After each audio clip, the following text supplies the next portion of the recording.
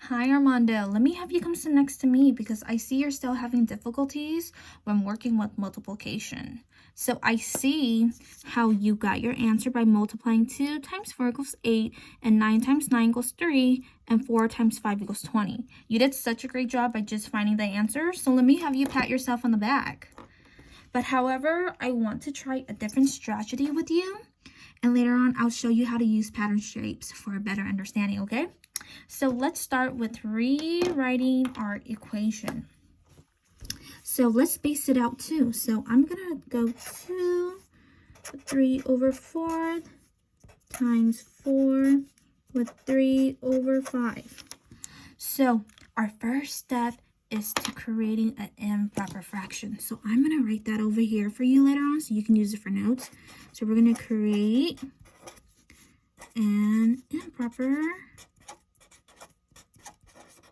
fraction. But ask yourself this question: how do we create an improper fraction? Good job.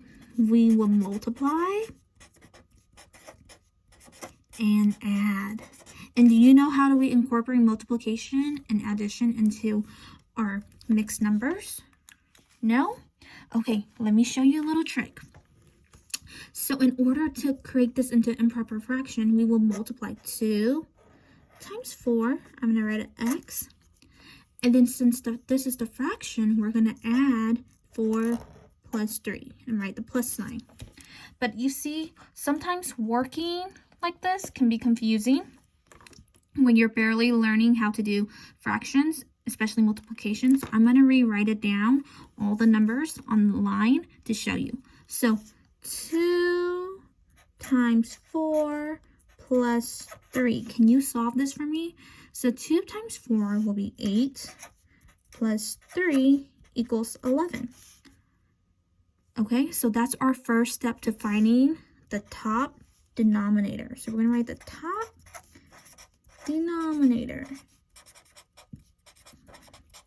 And do you see how we got rid of the 2 because it was just so big?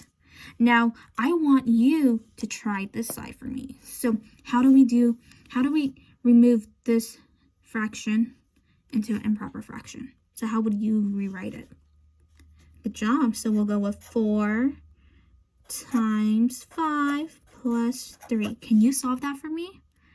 Good job. 20 plus 3 equals 23. We found our other top denominator. So I'm going to write top deno. Now our next step comes to rewriting the equation. So let's rewrite the equation. Let me grab a different color to show you. And I'm going to show you on the side. So we're going to rewrite. So first, our top denominator for the first equation will be 11 over, we'll leave that blank for now, times 23 over. So this is how we find, remember when we're creating an improper fraction, we're going to borrow the bottom denominator. So 4 times 5. And let's rewrite it over here.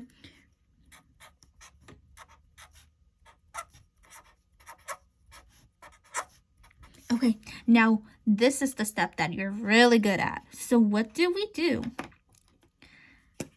Yes, we multiply across. So you see how you found your answer? That's exactly what we're going to do to this part. So let's create our line in the middle. So let's start with the bottom denominator first because they're smaller numbers for you to work with. So 4 times 5 equals 20.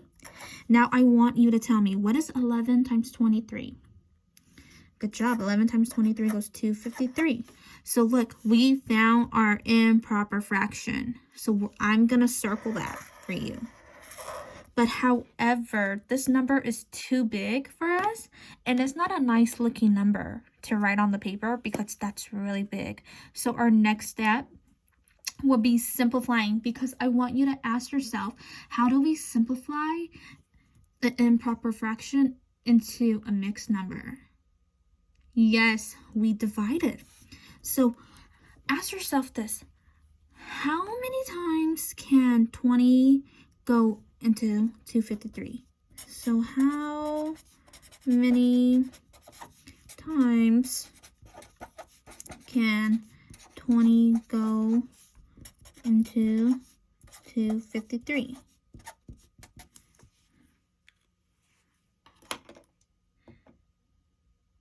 Okay, so you did a really good job by telling me how you multiplied it across, such as 20 times 1 equals 20, and you did all the way.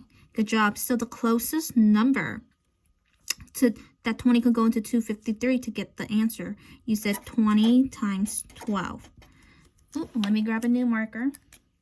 So you said 20 times 12 because 20 times 12 is 240. Good job.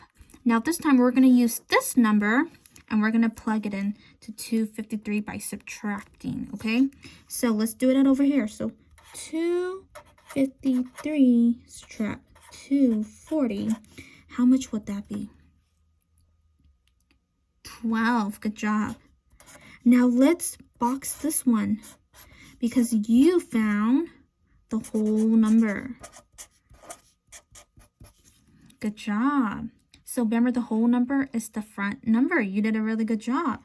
Now this time, let's find the top denominator.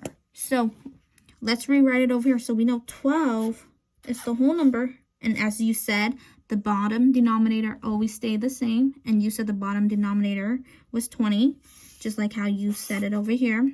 Very close. So 20. Now let's find the top denominator. So how do we find the top denominator? So now let me write another question down for you.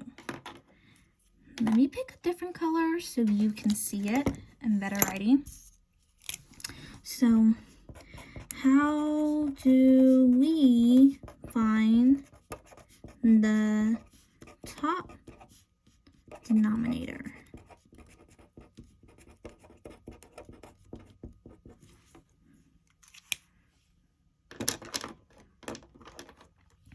So in order to find the top denominator, we're going to use our 12 and our 20. So in order to do that, we're going to subtract them from each other.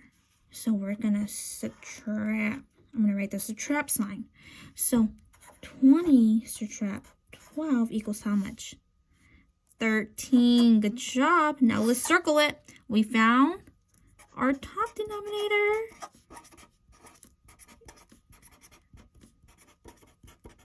Now let's just rewrite the answer again. So our answer will be 13 right here. And let's just rewrite our answer.